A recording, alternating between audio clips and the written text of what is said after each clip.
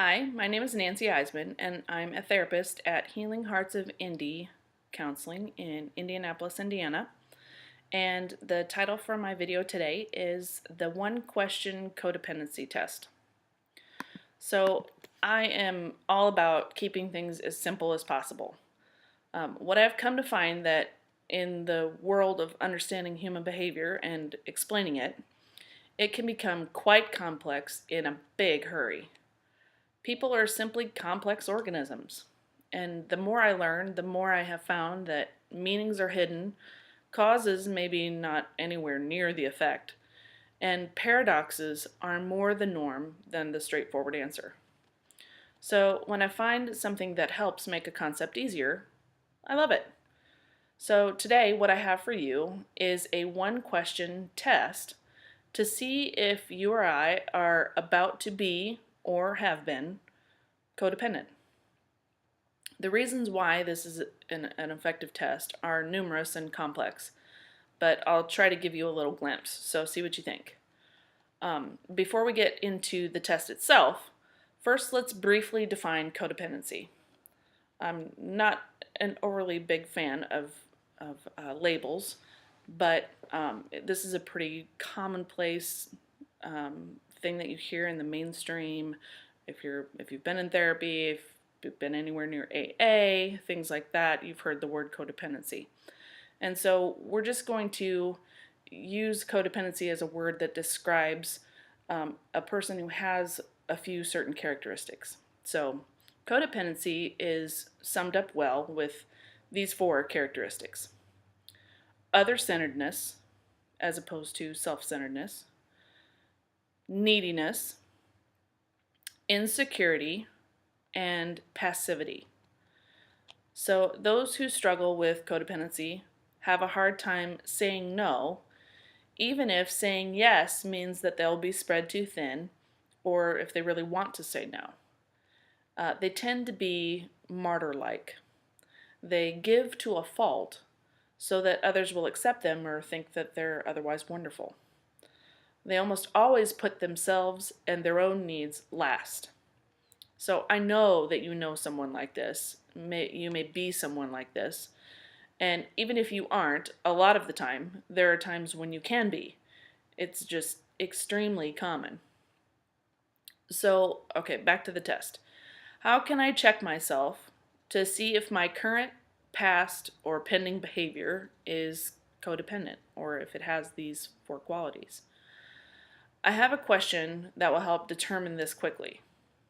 Actually, it's two variants of the same question, depending on if you're trying to decide if what you are about to do is codependent or if you've already done the deed.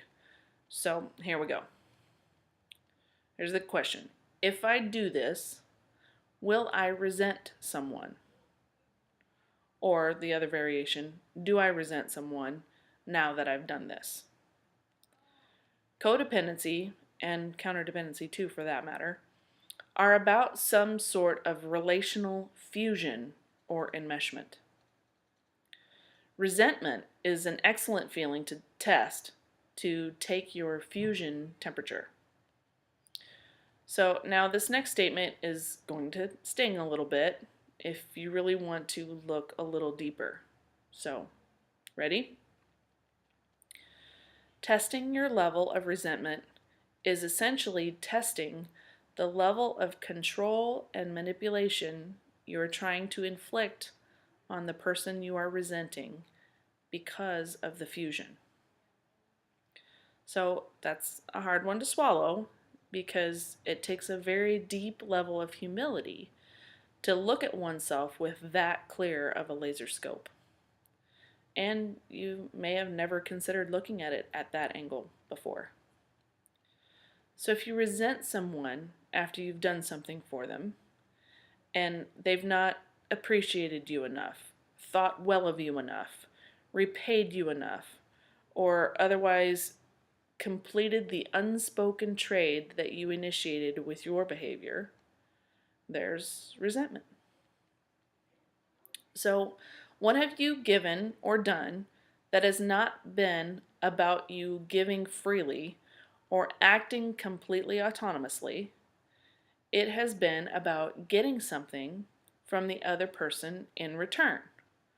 So, translation, attempting to manipulate or control a behavior or an attitude from the other person. When we're fused or enmeshed, we need to do this in order to get a wound deep in our hearts soothed. So maybe the wound looks like this voice in your head. I don't feel very good about myself, so you make me feel better about myself by telling me how great and selfless and giving I am. Sorry, I know that's a big glimpse in a pretty unflattering mirror, but can we be that real though? In the quiet stillness, in the depths of your mind, when you're all alone in a dark room with no one around? Think about it. No one will judge you there. You can be completely vulnerable and honest with yourself. Think about what you wanted the person you resent to give you, and then consider why you need it so much. Then, and here's the big one, give it to yourself. Acceptance. Accept yourself, warts and all. Praise. Praise yourself for a job well done. Love. Love yourself. Know you are worthy of it. What is it that you need to give yourself to feel better? Think about how invasive and hurtful it is to try to manipulate or control someone else into giving it to you.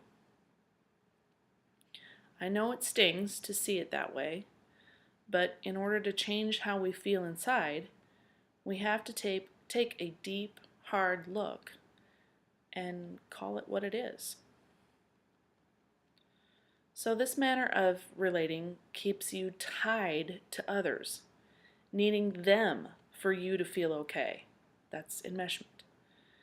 And it keeps you in a panic for how you're going to keep the salve or the evidence of who you are coming from them.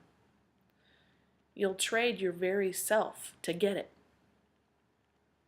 I would encourage you to move through this current behavior and heal the wound so you don't need the salve or the evidence anymore.